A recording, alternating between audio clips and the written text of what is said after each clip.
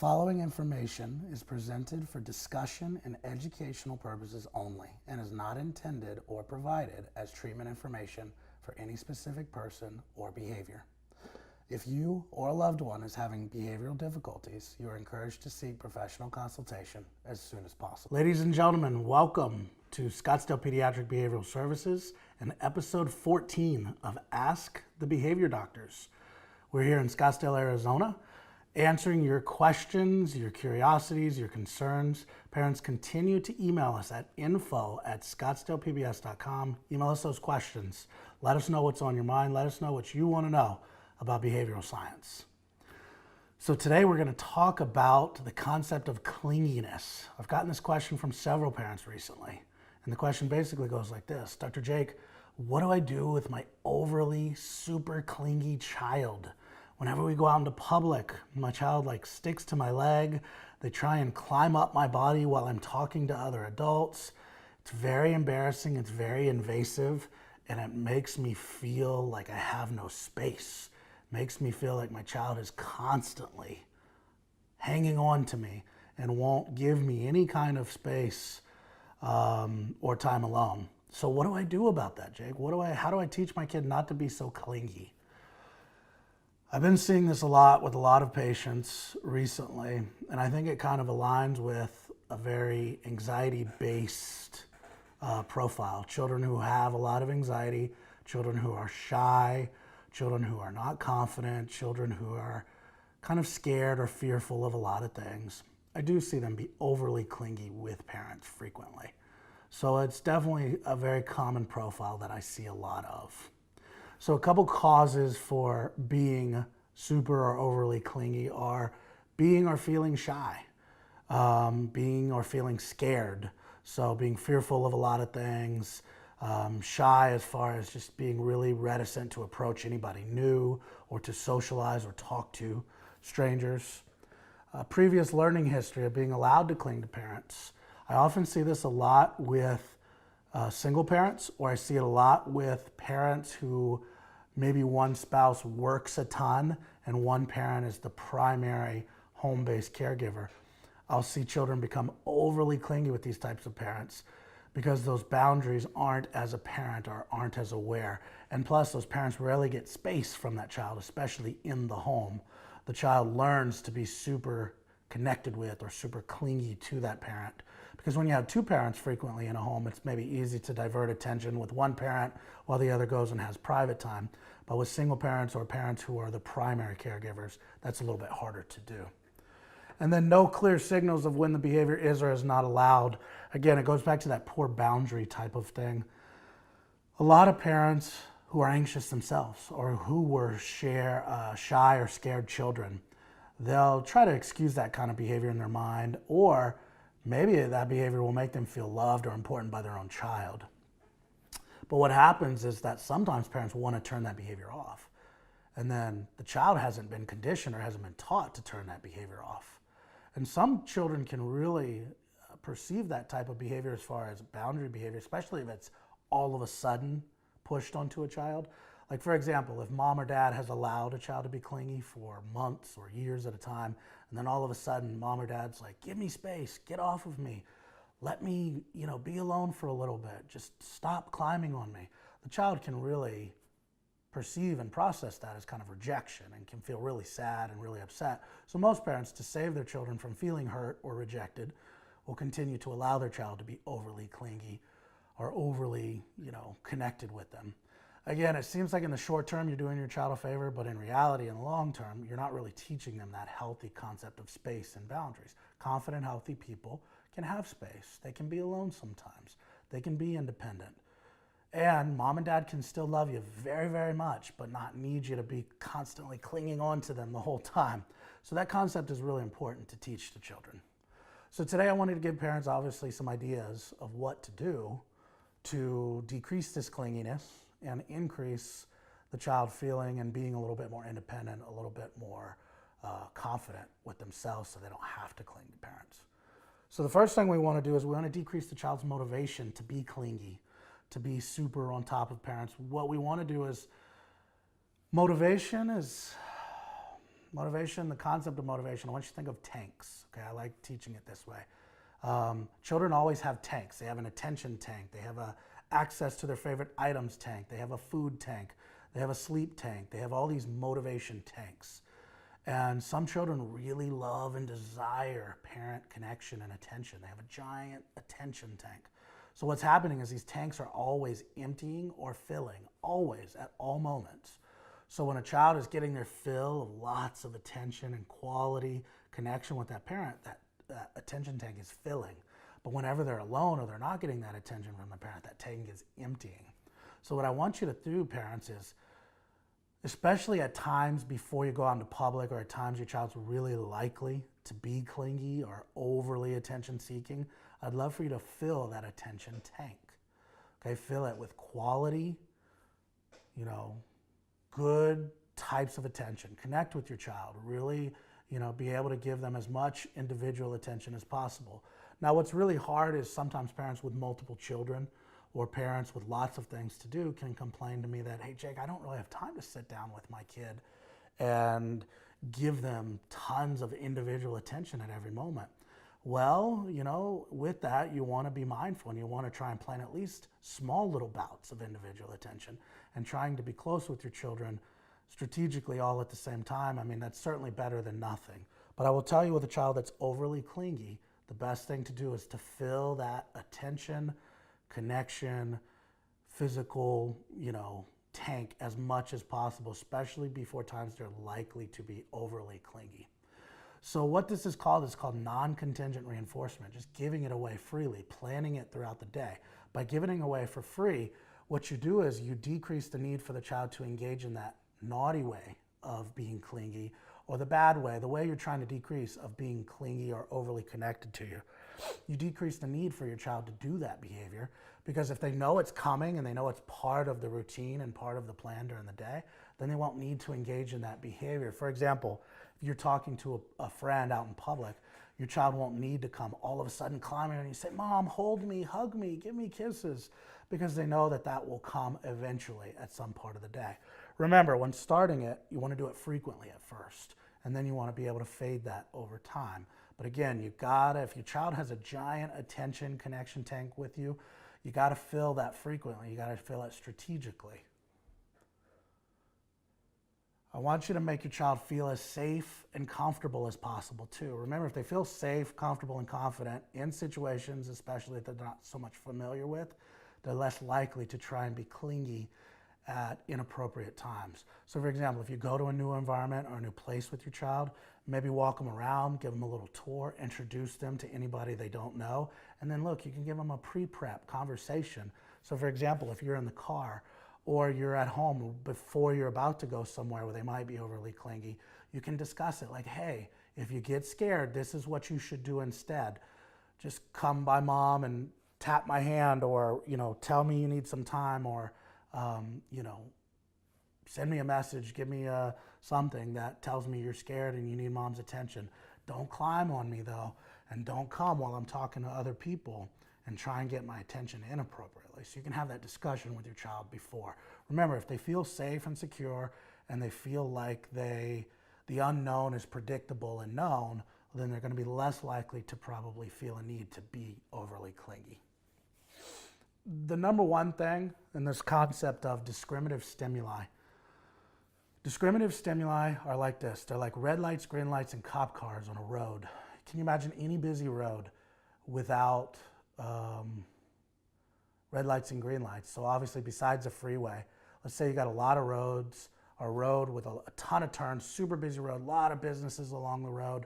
Can you imagine that road without any green lights, red lights, or cop cars? That's what S-deltas, SDs, discriminative stimuli, that's what these are. So an SD is a green light. That's an open sign on the door. That tells you that reinforcement for that behavior is available, okay? An S-delta is the opposite. An S-delta is the red light. That's the closed sign on the door. That tells you that reinforcement is not available for the behavior. So obviously we've been very conditioned environmentally to attend to red lights and green lights on roads. We know that green means go, red means stop, not available. And then the cop car is what's called a discriminative stimuli for punishment.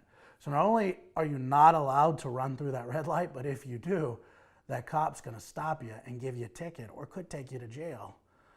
So not only is there no reinforcement available, but you're actually going to be punished if you do that behavior. Again, we don't necessarily need to include a lot of the SDPs, the S deltas for punishment, but we do need to make it very clear to our children, signal-wise, when is it okay to do the clingy behavior and when is it not okay to do the clingy behavior. So I created some simple ones that I often teach my patients. So I'll teach my young patients, when mommy or daddy are at home and when we're sitting down, it's okay to be clingy with us. You can come and climb on us. You can come and sit in our lap. You can come and be really close with us when we're at home and when we're sitting down. However, if mom or dad are out in public, if we're talking to someone else, or if we're standing up, it's not okay to be clingy or to come and try and climb on top of us. So that's a very clear open green light for when it's okay to do the behavior, and a closed red light, so closed sign, red light, for it is not okay to do the behavior. Your child needs to know when it is and is not okay to do the behavior they like to do. Remember, if your child likes to get your attention and has gotten it freely and has never had to rely on any type of clear signal, all they need is a little bit of training. They need a little bit of coaching. They need a little bit of conditioning from you as the parent, but you've got to be consistent. And you've only got to allow that behavior when you're giving those green light ready signals, and you need to never allow that behavior when you're given that red light stop signal, okay? So parents, you've got to train your child and you've got to be consistent here to teaching them when it is or is not okay. If your child tries to be clingy when you're given that S delta, so let's say you're standing up, you're talking to someone else, or you're out in public, you're given a clear S delta, a closed sign, you have that closed sign right there. I'm not open or ready to be clinged on. It is not okay to be clingy with me. If you're given that S delta and your child still tries to be clingy, what I want you to do is ignore that behavior as much as possible, okay? Ignore it. Just totally don't even acknowledge it. And as soon as your child stops being clingy or starts being any kind of independent, then I want you to give the attention that your child's looking for. Okay, so what that is called extinction and then differential reinforcement. You're putting the naughty behavior on extinction, and then as soon as your child's doing something appropriate, you're differentially reinforcing it with appropriate positive attention. I want you to reduce and avoid triggers for clinginess. Avoid scary or unfamiliar places until your child has learned how to be more independent. So meaning, if your child never goes out in public and never stands independently, walks by themselves, asks for your attention appropriately, your child always climbs on you, always clings to you, they're not ready to go to scary or unfamiliar places yet. That means that you need to work harder in the more comfortable places first on developing those really clear expected behaviors of, hey, remember, when mom or dad's in public, when we're standing up or when we're talking to someone else, it's not okay to cling to us. So again, if your child hasn't shown those behaviors in any setting or any outings at all, they're not ready to go to scary or unfamiliar places. I want you to avoid arguing or fighting before going out in public. So if you're driving in the car, I want you to avoid making your child feel like you're mad at them or feel like they're in trouble. Because again, if they feel like that, they're probably going to be more motivated and more likely to be overly clingy when you go out. I want you to reduce outings that occur after long periods of absence from your child. So for example, let's say you drop your child off at daycare. You haven't seen them all day. You dropped them off at 8 a.m. and it's now 5 p.m. end of the day. What do most parents do? They'll go to the store because that's the only time they have to go to the store. Well, what are you asking for if you go out to the store, especially if your child hasn't developed those independent skills? You're asking for your child to probably be overly clingy. They haven't seen you all day. That attention take is bone dry. It's empty. They are so desperate to fill that with your attention, with your affection, with your closeness. That's probably the wrong time to try and bring your child out to the store or to expect your child to be independent in that moment. Okay, so don't go on outings or don't especially go to scary or unfamiliar places after long bouts of time away from your child. Go into those settings after you've been able to spend a little bit of alone time with your kid. I want you to teach and reinforce replacement behaviors. So I want you to start small, and I want you to use brief and small absences. When I say brief and small, I mean, parents, you would be amazed. I have some parents that tell me they can't even go to the bathroom alone. literally cannot even leave their child for 2 to 3 minutes to go to the bathroom. I have children that will scream if their parents try to even shut the bathroom door. Parents, that is ridiculous. You have to be able to at least go to the bathroom. So you need to be able to get your child distracted, get them on something entertaining, and you need to practice leaving them or getting your space for at least brief periods of time. So start small and build your way up. Okay, if your child is able to tend to their basic needs, let's say they're 6, 7, 8, they're watching a show, you should be able to go take a quick shower. You should. And if you feel like you can't, and if your child's screaming and crying and making you feel guilty for having to do that, parents, that's a problem. That's probably a red flag that you haven't developed those boundaries, that space enough with your child. So start small, work your way up. Your child needs to feel comfortable not constantly having to be by you or constantly having to be clinging to you. If they don't have those periods and if you don't practice it in the comfort of your home, again, they're not all of a sudden going to develop that skill on accident going out in public. So that's something you can practice in small doses at home. I want you to praise every attempt to be independent and all absences of clingy behavior when that type of behavior is most likely to occur. So I want you to tell your child how you want them to be independent. I want you to praise and notice and acknowledge those attempts to be independent. What I also want you to do is any absence of when they are clingy, especially during times they're most likely to be clingy. Let's say, for example, you're walking in a parking lot and a stranger comes up to you and introduces themselves, a friend, but a stranger to your child comes up and introduces themselves. And let's say your child doesn't cower in fear behind your leg. You could, as soon as you walk away from that person, you can say, hey, buddy, oh my gosh, Dad really noticed what a big boy you were right there. You were such a big, brave guy introducing yourself. I'm really proud of you. Make that behavior important. Your child's much more likely to do it when they know, A, that that's the type of behavior that gets your attention, but B, that you find that kind of behavior valuable. Children oftentimes don't know any better. They don't know what's expected of them. They need you to teach them on purpose. Teach your child to be as independent as possible with as many skills as possible, especially during their routine times. I talked about this before with the importance of transferring responsibility of routine times to children. But teach your child to be as independent as possible, getting their own plate, getting their utensils, washing their own hands, getting their own towel, putting their own clothes on. Healthy, happy children can do many skills independently without the need for parents to help or to intervene. This is always a sign of health. I have never, ever, ever in all my years of practicing psychology or behavioral science ever seen bad things come from children being independent. That doesn't mean they love you less, mom or dad. That doesn't mean they are going to move out tomorrow. Nothing bad comes from a child being independent. Only good things come from that. So that is always a good behavior to shape and to reinforce. Put all clingy behavior on extinction.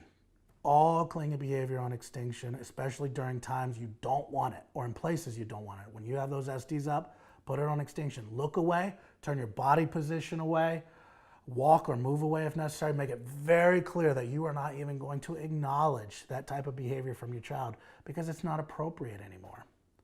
Do not give any visual or verbal attention to the behavior. When they do that, prompt the behavior that will get your attention instead.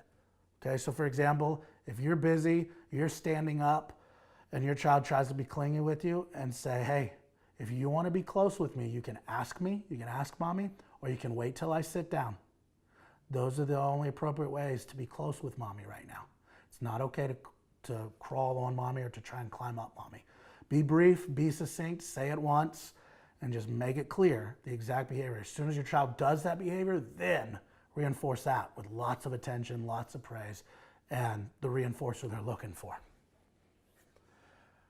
This last one is a little, I might be a little unpopular for saying this, but I need to have multiple episodes just talk about this topic alone. Make sure your child is able to sleep alone as soon as relatively possible. I get a lot of guff about this from parents, and this is a cultural thing. This is, an ethnic thing. I get this. Some cultures, some ethnicities really embrace the sleeping together thing.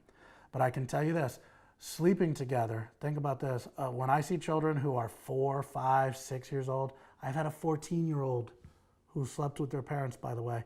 When I see this behavior occurring, I always see more clingy behaviors, always. What I see is I see less healthy boundaries with children that are older that sleep with their parents. I will tell you this, parents, by the time your child's in kindergarten, it's time to really put your foot down, that it is time to sleep in their own bed. I will tell you this also, the healthiest, happiest, most high-functioning children I see typically sleep alone pretty early, pretty young, 2, 3, 4 years old. If your child is in school, if they're in kindergarten or first grade and they're still sleeping with you, that is not a healthy, happy behavior. What that shows me is that that child is so insecure or feels so dependent upon your presence to feel even comfortable enough to sleep. And again, do you know how many complaints I get from moms and dads that come to me and they say, Jake, I have no relationship with my husband or wife because my child's sleeping in the bed with us every night. You need some mom and dad time. You need some parent time. Parents, I can only think of healthy reasons that your child sleeps alone. I can't think of anything unhealthy. I have never seen anything bad or unhealthy come from a child who is secure, safe, and confident enough to sleep in their own bed. If you're trying to teach your child healthy boundaries, healthy space, healthy limits, teaching them how to sleep alone is a great investment of energy. And remember, I'm not coming from a judgment perspective. I'm coming from a behavioral science and professional perspective. And I can tell you that this is a good investment of energy.